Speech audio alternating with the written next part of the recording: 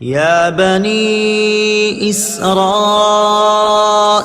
اذكروا نعمتي التي أنعمت عليكم وأوفوا بعهدي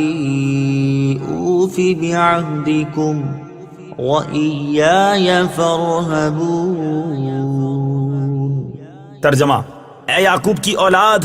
یاد کرو میرا وہ احسان جو میں نے تم پر کیا، اور میرا عہد پورا کرو، میں تمہارا عہد پورا کروں گا، اور صرف مجھ سے ڈرو۔ یا بنی اسرائیل، اے بنی اسرائیل۔ تفسیر صراط الجنان میں ہے، اسرا کے معنی عبد یعنی بندہ، اور ایل سے مراد اللہ، تو اسرائیل کا معنی ہوا عبداللہ یعنی اللہ کا بندہ۔ یہ عبرانی زبان کا لفظ ہے اور حضرت یعقوب علیہ السلام کا لقب ہے۔ عروج و زوال اور عزت و ذلت کا فلسفہ۔ یہاں آیت نمبر 40 سے لے کر آیت نمبر 150 تک کی اکثر آیات میں بنی اسرائیل کے عروج و زوال، عزت و ذلت، اقبال و ادبار، جزا و سزا اور قومی و اجتماعی اچھے برے کردار کا تذکرہ ہے۔ پھر اسی بیان کو قرآن پاک میں بار بار دہرایا گیا ہے۔ اس بار بار کے تکرار میں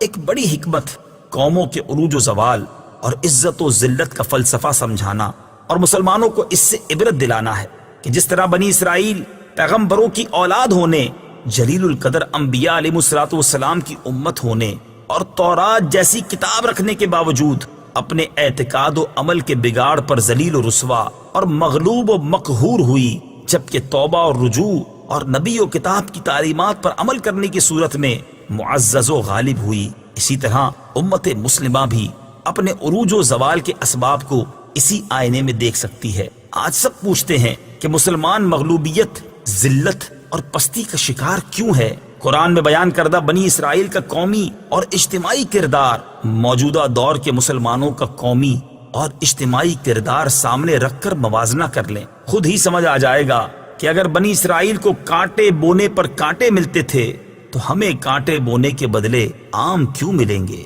اذکروا نعمتی، میرا احسان یاد کرو۔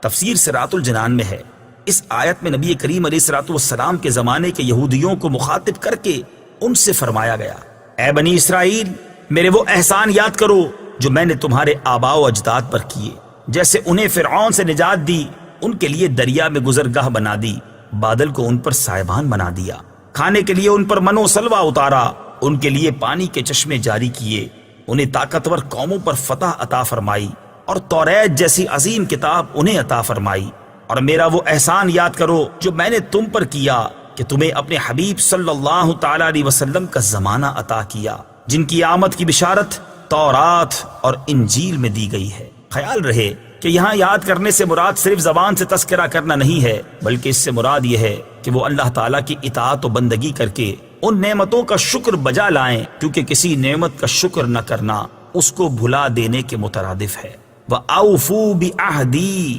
اور میرا عہد پورا کرو۔ تفسیر صراط الجنان میں ہے، یعنی اے بنی اسرائیل، تم میرے حبیب علیہ السلام پر ایمان لا کر وہ عہد پورا کرو جو تم نے مجھ سے کیا، اور میں اس کے ثواب کے طور پر تمہیں جنت میں داخل کر کے تمہارے ساتھ کیا ہوا عہد پورا کروں گا، اور اپنے عہد کو پورا کرنے کے معاملے میں کسی اور سے ڈرنے کے بجائے صرف مجھ سے ڈرو۔ اس آیت میں جس عہد کا ذکر ہے اس کے بارے میں ایک قول یہ ہے کہ اس سے مراد وہ عہد ہے جو سورہ مائدہ میں یوں مذکور ہے،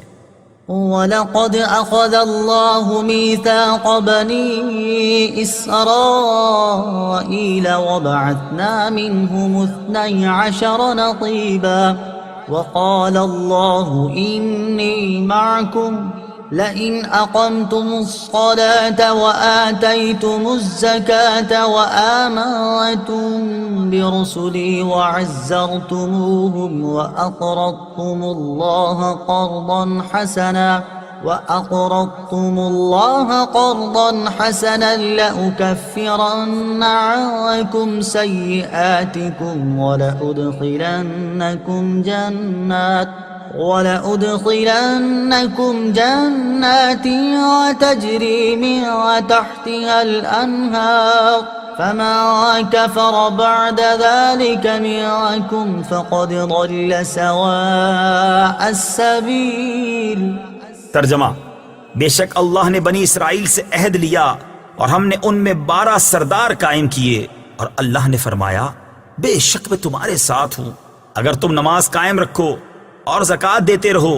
اور میرے رسولوں پر ایمان لاؤ اور ان کی تعظیم کرو اور اللہ کو قرض حسن دو، تو بے شک میں تم سے تمہارے گناہ مٹا دوں گا، اور ضرور تمہیں ان باغوں میں داخل کروں گا جن کے نیچے نہریں جاری ہیں۔ تو اس عہد کے بعد تم میں سے جس نے کفر کیا تو وہ ضرور سیدھی راہ سے بھٹک گیا۔ دوسرا قول یہ ہے کہ اس سے وہ عہد مراد ہے جو اللہ تعالیٰ نے حضرت موسیٰ علیہ السلام کے ذریعے بنی اسرائیل سے لیا، کہ میں آخری زمانے میں حضرت اسماعیل علیہ السلام کی اولاد میں ایک نبی کو بھیجنے والا ہوں، تو جس نے ان کی پیروی کی اور اس نور کی تصدیق کی جسے وہ لے کر آئے تو میں اس کے گناہ بخش دوں گا اور اسے جنت میں داخل کروں گا اور اسے دگنا ثواب عطا کروں گا۔